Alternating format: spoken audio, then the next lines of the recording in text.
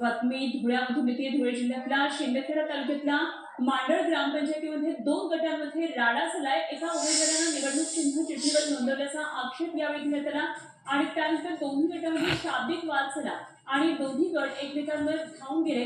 या वादामुळे मतदान केंद्रावर काही काळ मतदान प्रक्रियेवर परिणाम दिसून आला. जिल्ह्यामध्ये 26 ग्रामपंचायतीसाठी आज मतदान प्रक्रिया ही सुरू आहे. प्रामुख्याने शेरपूर आणि शिंदखेडा तालुक्यामधल्या ग्रामपंचायतीमध्ये आज ही मतदान प्रक्रिया पार पडते. या दरम्यान हा सगळा गोंधळ आणि हा सगळा राडा पाहायला मिळाला.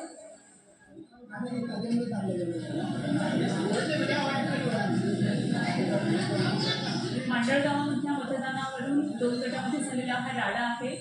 धुळ्यातून ही बातमी आपल्या पुढे येते. चिन्ह चिठ्ठीवर नोंदवल्याचा आक्षेप यामध्ये नोंदवण्यात आला आणि त्या 2 गटामध्ये तुफान राडा झाला.